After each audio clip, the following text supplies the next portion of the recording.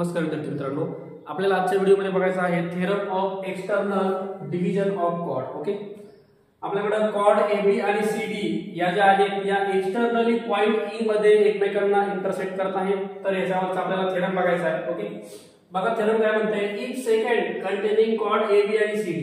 आता इथं ABE ही second आहे बरं का. सेकंड म्हणजे सर्कलला दोन पॉइंट मध्ये इंटरसेक्ट करून जाणारी असते. ओके, आता याच सेकंड मध्ये आपली कॉर्ड AB आहे आणि दुसरा जो सेकंड आहे CDE, याच्यामध्ये आपली कॉर्ड CD आहे. कळलं का?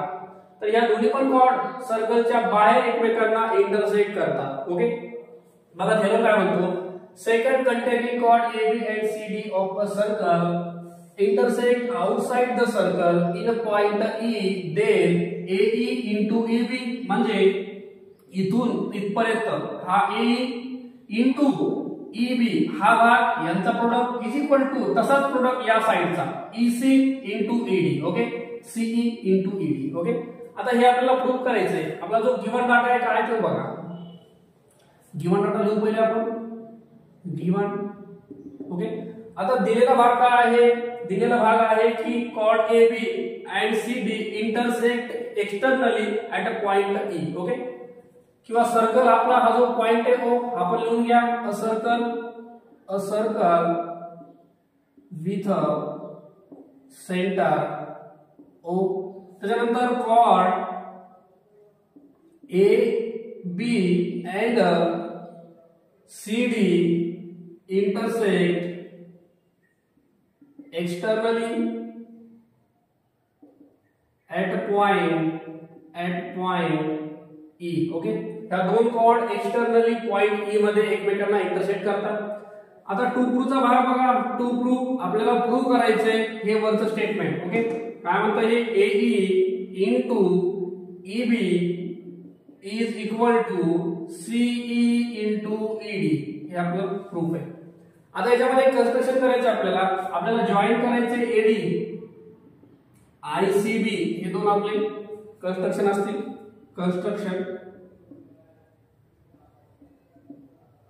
बघा, जॉईन AD अँड दुसरा सेगमेंट आहे आपला BC. ह्या दोन सेगमेंटला आपण जॉईन केले AD आणि BC. ओके, बघा प्रूफ मध्ये काय करायचं. आता आपल्याला काय करायचंय, हा जो आहे हा फॉर्म्युला आपल्याला तयार करायचा आहे. AEEB कुठे बघा बरं, AEEB. आता ह्या ज्या AEEB आणि CED आहे या ट्रायंगलच्या साइड आहेत आणि ह्या ज्या साइड आहेत यांचा प्रोडक्ट कधी घेता येईल, जर ह्या साइड सगळ्या प्रपोर्शन मध्ये असतील तर. जर ह्या साइड प्रपोर्शन मध्ये आल्या तर ह्यांचा क्रॉस प्रोडक्ट आपल्याला करता येतो. आणि साइड प्रपोर्शन कधी येतात, जर दोन ट्रायंगल आपले सिमिलर असतील तरच साइड प्रपोर्शन येतात. मग आपण ट्रायंगलला सिमिलर दाखवायचा प्रयत्न करूया. बघा कोणकोणते ट्रायंगल घ्यायचे. एक ट्रायंगल घ्यायचा ADE. बघा इन ADE हा फर्स्ट ट्रायंगल आहे आणि सेकंड ट्रायंगल आहे तुमचा. हा ADE घेतला तर हा CBE घ्या, CBE. ओके, आता या दोघांना सिमिलर दाखवूया. सिमिलर दाखवण्यासाठी आपल्याला टेस्ट वापरायची आहे. बघा इथं कोणती टेस्ट वापरता येईल. ADE आणि CBE मध्ये काय काय इक्वल भेटतं बघा. ADE ह्या ट्रायंगल मधला अँगल E आणि CBE मध्ये सुद्धा हा अँगल E आहे. म्हणजे E जो आहे हा कॉमन अँगल घेता येईल आपल्याला दोन्ही ट्रायंगल मध्ये. ओके, तर बघा E मधामध्ये आला पाहिजे. तर इथे मी अँगल तयार करतो, अँगल DEA. बघा D ला घेतलं नंतर E ला घेतलं नंतर A घेतला. तसंच कॉन्ग्रुएंट इथं पण अँगल तयार करा. B नंतर E मधात आला पाहिजे, BE आणि नंतर C कडे आला. ओके, याचं रिझन असलं आपलं कॉमन अँगल. त्याच्यानंतर अजून एक अँगल आपल्याला इक्वल घेता येतो. ह्याच्यामधला हा जो ट्रायंगल ADCE आहे ह्याच्यामधला अँगल हा आणि BCE मधला हा ट्रायंगल, CBE मधला हा ट्रायंगल. हे जे दोन अँगल आहेत हे दोन अँगल एका कॉमन आर्क मध्ये इन्स्क्राइब झालेले आहेत. कळलं का? Angle inscribed in same arc are congruent. बघा हा जो आहे C आणि A. आता ह्याच्यातला A घ्यायचा आहे तर बघा DAE करतो मी. अँगल DAE जिथं अँगल आहे तो मला आला पाहिजे. बघा DA नंतर E कडे आलो. कॉन्ग्रुएंट याला अँगल आहे BCE. ओके, याचा रिझन आहे angle इन्स्क्राइब in a same arc are congruent. Okay, बघा दोन ट्रायंगल मध्ये आपल्याला दोन अँगल इक्वल भेटले, मग म्हणता येईल देअरफॉर ट्रायंगल हा फर्स्ट आहे आपला ADE similar to triangle ADE ला सिमिलर आपल्याला CBE घेता येतो.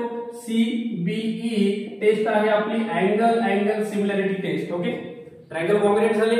आता याच्या करस्पॉन्डिंग साइड आपल्याला घ्यायच्या. साइड अशा प्रकारे घ्या, ह्या ज्या आपल्या प्रूफ मध्ये आहेत त्याच प्रकारे घ्या. आता AE बघा याच्यामध्ये AE आहे का? आहे. इथलं जर AE घेतलं, A आणि E घेतलं तर इथलं CE घेता येतं आपल्याला. CE इज इक्वल टू अजून दुसरी कोणती साइड दिली? EB ED. आता ED इथं आहे ED. इथं जर आपण ED घेतलं बघा E पासून D कडे, इथं E पासून B कडे या EB. ओके, याचं रिझल्ट लिहा. Corresponding side of a similar triangle are in proportion. Okay,